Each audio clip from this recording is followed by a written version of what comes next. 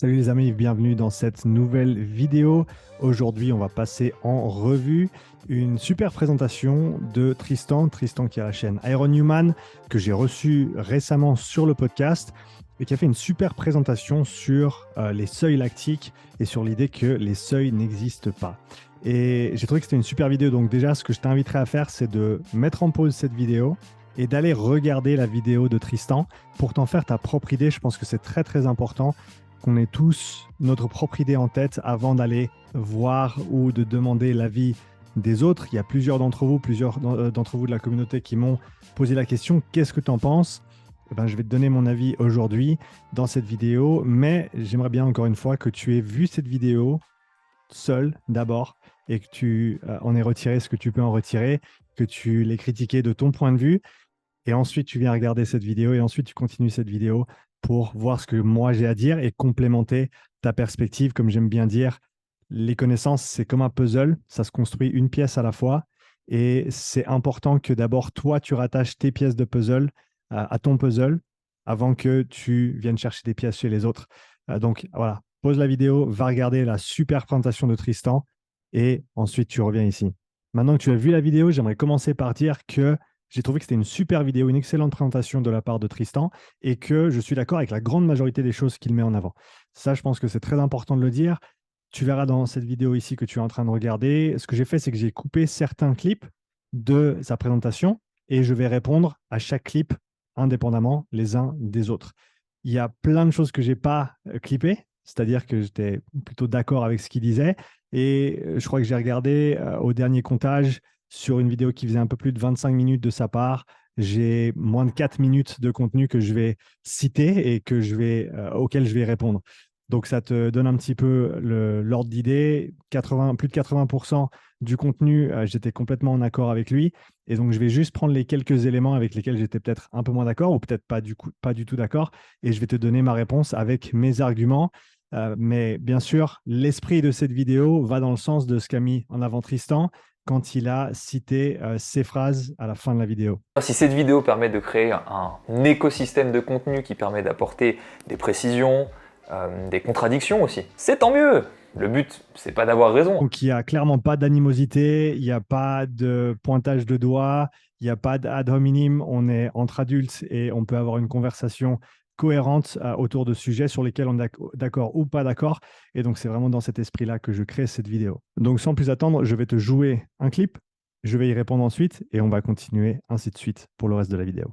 C'est l'évolution de la concentration en lactate intracellulaire. L'augmentation de la concentration en lactate dans la cellule musculaire est linéaire, et ce dès les plus faibles intensités. Ce qu'on observe au niveau du sang n'est pas la réalité au niveau de la cellule. La première chose que j'aimerais dire, c'est quelque chose que je cite très très souvent d'un monsieur qui s'appelle George Box qui dit que tous les modèles sont erronés, mais certains sont utiles. Donc, dans cette ligne d'idées, tout ce que je présente ici ou que je vais mettre en avant ici, ça reste des modèles et il ne faut pas être trop à cheval sur les détails de ces modèles, mais il faut surtout les utiliser, les employer s'ils sont pratiques, s'ils sont utiles à l'entraînement. Ça, c'est quelque chose avec lequel je suis tout à fait d'accord et c'est quelque chose que Tristan dit plus tard dans la vidéo. Donc, on va aller de l'avant tout en gardant cette considération importante en tête. Donc, si on parle du lactate, de la concentration de lactate intracellulaire et le fait que l'augmentation du lactate intracellulaire se fait de manière linéaire. Ce que j'ai utilisé ici comme représentation graphique, c'est un bain ou un évier, peu importe ce que tu veux, avec une sortie d'eau, la sortie d'eau en bas, qui va être simplement la capacité de la mitochondrie à recycler ce lactate qui est produit. On a ensuite une petite échelle sur la droite que tu vois ici, et on a le robinet qui représente la glycolyse ou la glycogénolyse, le catabolisme des sucres et ces sucres qui sont ensuite transformés en lactate. Et donc, qu'est-ce qui se passe quand l'intensité augmente? Donc, on a un flux de lactate qui va augmenter et on a une concentration de lactate qui va augmenter. Maintenant, cette concentration de lactate, si on l'observe simplement à ce niveau-là, eh ben, on voit que l'augmentation est linéaire. D'accord? On ne voit pas de changement de grand saut, si on veut bien, qui indiquerait un seuil, entre guillemets, c'est ce dont on parle ici. Par contre, si on change de perspective et qu'on regarde à un niveau un petit peu plus global, eh ben, il y a bien un moment où la cellule en elle-même ne peut plus gérer la quantité de lactate qui est produite ou accumulée du fait de sa capacité mitochondriale, tout simplement. Et donc, qu'est-ce qu'on va voir? Eh ben, on va voir une quantité, on va voir ce lactate se déverser, sortir, si on veut bien, de la cellule et se manifester dans le sang. Donc, oui, on peut tout à fait continuer à dire que le lactate intracellulaire augmente de manière linéaire, j'ai aucun problème avec ça, mais ça ne veut pas dire que la capacité de recyclage du lactate de la cellule est infinie, elle ne l'est pas, elle est simplement bridée, si on veut bien, par la capacité mitochondriale, si on veut parler simplement. Et une fois que cette capacité mitochondriale à recycler le lactate qui est produit est excédée, eh ben, on va avoir des niveaux de lactate dans le sang qui vont commencer à augmenter. Mais le problème, ce n'est pas ce qu'on voit, c'est comment on analyse ce qu'on voit. Partons de la base. La concentration en lactate intracellulaire augmente de façon linéaire avec l'augmentation de l'intensité. Vos cellules, individuellement, elles ne connaissent pas de seuil. Parce que rappelons la définition d'un seuil, c'est un changement d'état. Sauf qu'au niveau de la cellule, il n'y a pas de changement d'état. Donc là, on est gêné. Voilà, c'est une ligne droite. Donc la cellule, elle a rien vu de particulier. Nous, avec nos petits outils, on observe quelque chose. Mais au niveau des cellules, il n'y a pas eu de changement d'état. Encore une fois, comme tu le viens de voir dans l'illustration graphique que j'ai partagée avec toi, il n'y a pas de changement d'état si on ne regarde que l'aspect linéaire de l'augmentation du lactate dans la cellule. Mais si on prend une analogie parallèle, si on regarde la température de l'eau, par exemple, la température de l'eau monte de manière linéaire, 1 degré par 1 degré, bien sûr, toutes les fractions de degrés qu'il y a entre deux, bien entendu, mais l'échelle de température de l'eau, elle, est linéaire. 1 degré par 1 degré. Par contre, on sait qu'à 0 degré et à 100 degrés, il y a un changement d'état au niveau de l'eau. Après, au niveau de la température, il n'y a pas de changement d'état à proprement parler. Ça reste une échelle linéaire, ça reste une augmentation ou une baisse sur une échelle linéaire. Cela étant dit, l'état de l'eau change à ces points d'inflexion importants, 0 degré et 100 degrés au niveau de la mer, bien sûr. Donc, simplement parce qu'il y a une augmentation linéaire au niveau cellulaire ne veut pas dire que, encore une fois, cette capacité de recyclage, elle, est linéaire et infinie également. Elle ne l'est pas. Elle est finie dans le temps. Et une fois qu'elle est excédée, eh ben, on a bien évidemment ce changement d'état au niveau cellulaire qui va ensuite, par effet de cascade, si on veut bien, faire passer ce lactate dans le sang qui, lui, peut ensuite être mesuré. Et là, on a parlé du lactate au niveau de la cellule en elle-même, mais il y a le même phénomène qui se passe au niveau du deuxième seuil. Donc là, j'ai parlé plutôt du premier seuil lactique. Si on parle du deuxième seuil maintenant, il y a un effet similaire qui se passe, mais cette fois-ci, on passe d'un état stable interne au niveau systémique, pas pour toujours, bien sûr, j'y reviendrai, mais on a ce changement d'état entre en dessous du deuxième seuil et en dessus du deuxième seuil. Je reviendrai là-dessus un petit peu après. D'ailleurs, Tristan montre un très, très, très bon graphique que je référencerai un petit peu plus tard dans la vidéo. Il ne faut pas se mettre de la physio sur du terrain. C'est pas facile à comprendre pour quelqu'un qui s'est mis ça régulièrement en disant mais si, ça doit bien correspondre à quelque chose de physiologique. Si on était aussi précis que ça dans nos entraînements, ce serait formidable. Si on allait courir, qu'on savait que là, on entraîne telle enzyme de la mitochondrie, ou qu'on est en train de travailler les transporteurs mitochondriales, ce serait vraiment chouette. Alors que réellement, on est en train de s'entraîner. Donc, je vais me permettre aussi de répondre à Didier dans cette vidéo, de par ce qu'il a mentionné ici dans ce segment, le fait qu'il ne faut pas mettre de la physio dans l'entraînement. Alors, je suis d'accord avec lui en disant, quand il dit qu'il ne faut pas nécessairement chercher toutes les précisions mécanistiques, pourquoi ça se passe au niveau moléculaire, au niveau cellulaire. Il ne faut pas nécessairement pouvoir tout expliquer au niveau mécanistique. Par contre, ça ne veut pas dire qu'on doit complètement mettre de côté la physiologie, ignorer la physiologie et simplement s'entraîner. C'est clair que ce n'est pas absolument nécessaire. Il y a plein de coachs, des très très bons coachs de renommée internationale qui ont on va dire, coaché des athlètes de niveau olympique qui n'utilisent qu'un chrono. C'est tout. Et c'est tout à fait possible de le faire. Maintenant, est-ce que ça veut dire qu'il faut absolument ignorer la physiologie à tout prix? Je pense que c'est aller un petit peu trop loin dans le sens inverse. Je pense que si on a une meilleure compréhension de la physiologie, c'est quelque chose qui va nous aider à certainement mieux raisonner et à mieux planifier les entraînements et à peut-être mieux comprendre certaines choses qui se passent. Peut-être pas pour tout le monde, mais je ne pense pas qu'on doit être aussi tranché en disant que la physio, il faut que ça reste dans le labo. Sur le terrain, il n'y a que l'entraînement qui compte. Au contraire, je pense que c'est en mélangeant les deux qu'on va arriver aux meilleurs résultats, aux meilleures compréhensions et à faire véritablement avancer notre domaine de la préparation physique. Si vous êtes 10 watts au-dessus ou 10 watts en dessous, il n'y a pas de catastrophe physiologique. On parle du seuil comme une catastrophe physiologique qui interviendrait entre 30 minutes, 60 minutes en fonction des profils, 70 minutes, ce qu'on veut, et qui augmenterait de manière exponentielle la fatigue. Mais si on regarde ces courbes, il se passe rien. Alors, si on regarde les courbes de puissance, eh ben non, il ne se passe rien. Par contre, si on mesure ce qui se passe au niveau cellulaire avant et après ce deuxième seuil que tu références, Tristan, on peut le voir ici dans cette étude dans cette revue qui s'appelle Critical Power, an Important Fatigue Threshold and Exercise Physiology. Donc, la puissance critique, un seuil de fatigue important en physiologie de l'exercice. Et je me suis permis de citer un paragraphe ici que je vais te traduire. Donc, une des phrases étant les contractions qui sont effectuées en dessus du seuil de torque critique, parce que là, il parle bien de torque critique et non pas de vitesse ou de puissance critique. Donc, les contractions qui sont effectuées en dessus du torque critique étaient différentes de celles effectuées en dessous, avec autant la fatigue neuromusculaire globale ainsi que la fatigue périphérique se développant 4 à 5 fois plus rapidement, même au torque le plus faible en dessus de ce torque critique qui avait été calculé avec plusieurs tests, plusieurs mesures auparavant. Donc, ce qu'il dit là, c'est qu'entre 110% du torque critique et 90% ou 90% du torque critique, il y a véritablement une différence prononcée dans la manière dont la fatigue est générée. Et la deuxième phrase qui dit que la fatigue périphérique qui se développait en dessous de la puissance critique, même si elle s'accumulait à une vitesse beaucoup plus lente, ce développement ne pouvait pas être prédit par les mesures qui avaient été effectuées en dessus du torque critique, ce qui suggère fortement que les mécanismes de fatigue périphérique étaient différents en dessous du torque critique et en dessus du torque critique. Et donc, en conclusion, ou pour faire court, le torque critique représente un seuil de fatigue neuromusculaire important.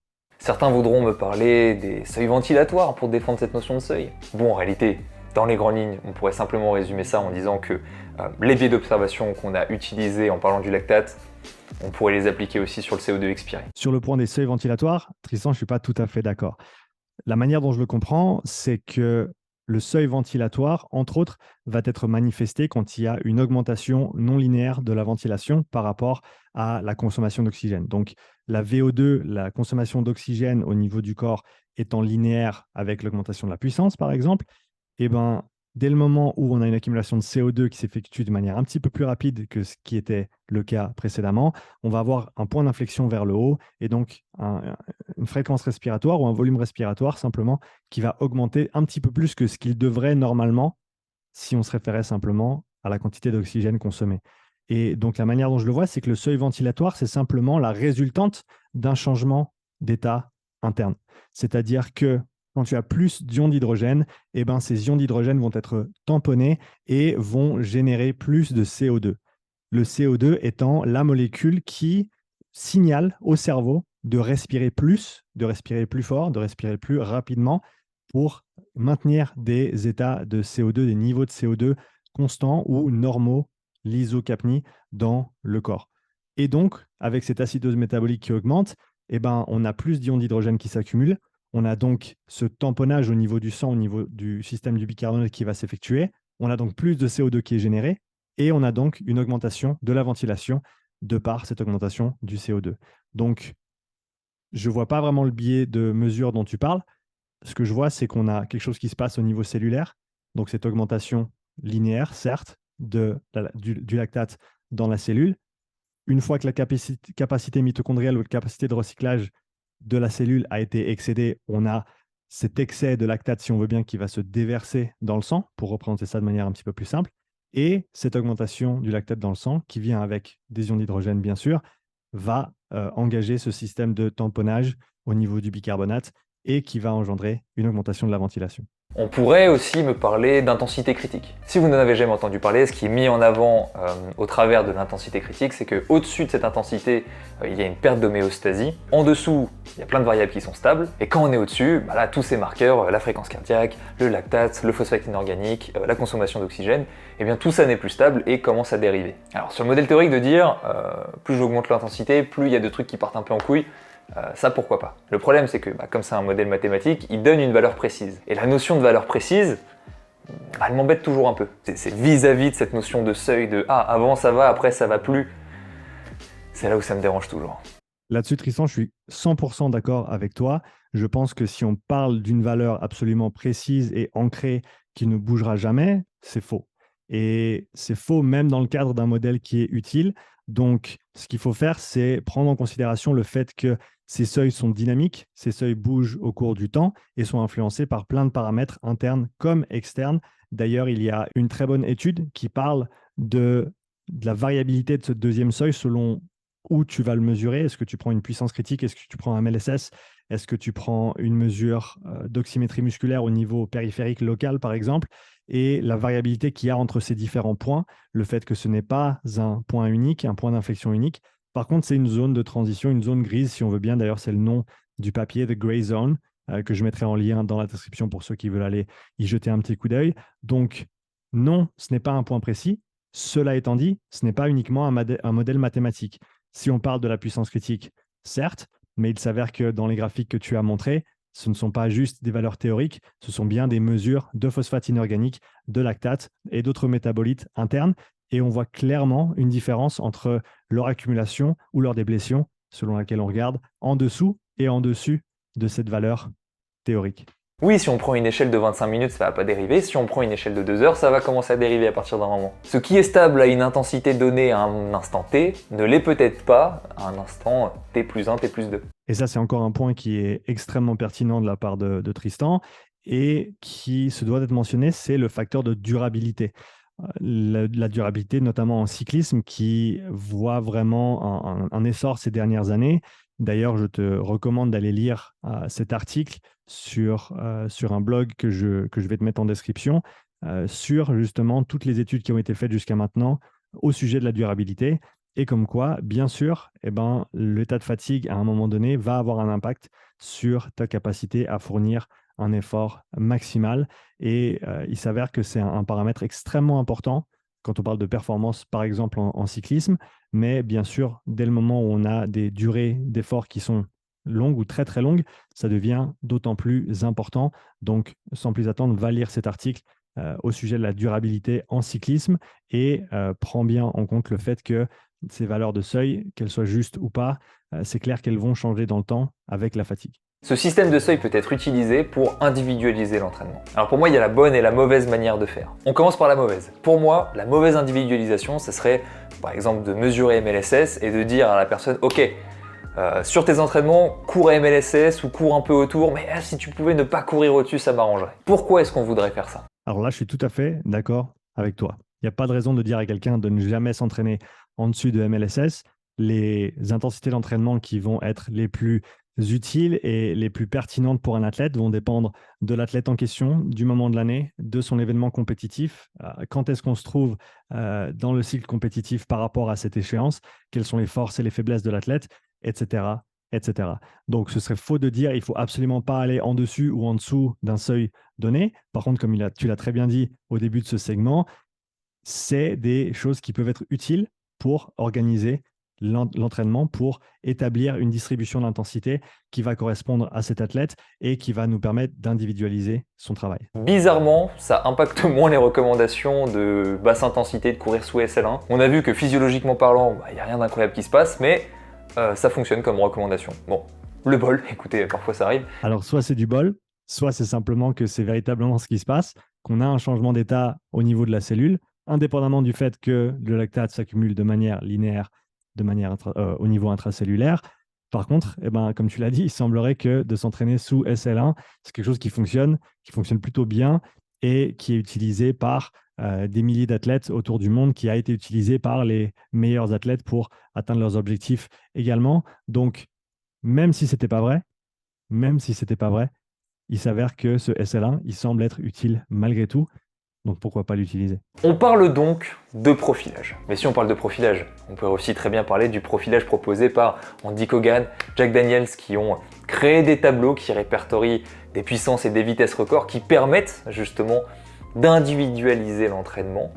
Et ça, c'était il y a déjà plusieurs dizaines d'années. La question c'est, est-ce que ces profilages, alors principalement basés sur des courbes de puissance et de vitesse record, est-ce qu'ils sont moins pertinents ou est-ce qu'ils sont moins efficaces simplement parce qu'ils ne se reposent pas sur des données physiologiques? Alors là, je n'irai pas jusqu'à dire qu'ils ne sont pas efficaces ou pas pertinents, mais ce que j'aimerais faire, c'est citer ici, et j'ai volé un petit slide à Steven Seiler. J'ai mis le lien de cette présentation dans la description, bien entendu. Steven Seiler, de qui je cite souvent ces 3 P, performance, physiologie et perception, qui est la trinité, si on veut bien, pour le suivi de l'entraînement dans les efforts de type endurance. Donc, on veut une mesure de performance, on veut une mesure physiologique, on veut une mesure de perception au niveau de l'athlète. Et je pense que quelconque modèle qui se repose sur un ou deux de ces facteurs et qui ignore un ou deux des autres va être moins précis et moins utile et moins pertinent qu'un modèle qui inclut ces 3 facettes, ces 3 P. Un facteur de performance, par exemple la puissance, un facteur de physiologie, que ce soit une fréquence cardiaque, que ce soit du lactate, que ce soit de l'oxymétrie musculaire ou autre, et une valeur de perception, peu importe l'échelle qu'on décide d'utiliser, vraiment avoir le ressenti de l'athlète. Donc non, je ne pense pas que les différents modèles qui ont été cités au niveau de la puissance, des temps de puissance record, etc., sont faux ou pas utiles, mais je pense qu'ils sont incomplets parce qu'ils n'utilisent que ce paramètre de puissance, de performance, et qu'ils ignorent la physiologie et la perception de l'effort. SL1, SL2, MLS, SCP, tout ça nous permet de définir des zones d'entraînement, ou comme c'est la mode de dire, des domaines d'intensité. Ces valeurs nous servent de limites pour répartir nos efforts entre haute intensité, basse intensité et entre les deux. Tu l'as très très bien dit, je ne le dirai pas différemment, ce sont des repères qui sont utiles pour répartir la distribution de l'intensité pour un athlète donné à un instant T, et qui sont aussi des facteurs, étant donné qu'ils peuvent être quantifiés plusieurs fois sur le cours de plusieurs mois, plusieurs années, qui vont nous aider à déterminer le développement de l'athlète, ainsi que potentiellement comment on doit orienter notre programmation, nos entraînements pour l'aider à continuer, pour l'aider à progresser par rapport à ses objectifs, par rapport à ses besoins. Qu'est-ce qu'on fait sur le terrain? Est-ce qu'on change tout? Est-ce qu'on change nos méthodes d'entraînement? Est-ce qu'on arrête de parler de seuil? De mon point de vue, alors physiologiquement, oui, il faut arrêter de parler de seuil. Méthodologiquement, peut-être pas. Donc encore une fois, je suis à la fois d'accord et pas d'accord avec toi ici. Au niveau méthodologique, on va pouvoir les utiliser de manière utile, parce que c'est pratique pour organiser la distribution d'intensité d'un athlète, pour déterminer ses progrès dans le temps, pour déterminer certains axes de développement et d'entraînement qui lui seront nécessaires. Et il s'avère qu'au niveau physiologique, en tout cas de mon point de vue, ces seuils, ils existent. Est-ce qu'ils sont parfaits? Est-ce qu'ils sont exacts? Absolument pas. J'aime bien dire qu'il y a autant de seuils qu'il y a de méthodes pour mesurer les seuils. Donc, il faut faire attention avec ça aussi. Par contre, étant donné que c'est quelque chose qu'on peut mesurer et c'est quelque chose qui semble en tout cas être utile d'après tes propos, et c'est les miens également, je ne vois pas pourquoi on arrêterait de parler de seuil. Voilà pour cette vidéo. J'espère que tu auras apprécié mon retour sur la présentation de Tristan. En tout cas, Tristan, super boulot sur cette présentation. Je l'ai regardé 3 ou 4 fois en prenant des notes pour préparer tout ça. J'espère que ma réponse t'aura plu. Je me réjouis de tous les commentaires que je recevrai sur cette vidéo au sujet de ce que j'ai dit ici, sur les points où les gens sont d'accord ou pas d'accord. Comme l'a dit Tristan, et j'ai le même élan de vouloir partager ces informations et de savoir en fait ce qu'en pensent les autres. Je pense que c'est très, très intéressant d'échanger de cette manière-là, de manière constructive, sans attaque personnelle, etc. Donc, Tristan, merci encore d'avoir ouvert la porte à cette interaction et je me réjouis d'entendre tes commentaires sur cette vidéo. Pour tout le monde, belle journée et à bientôt.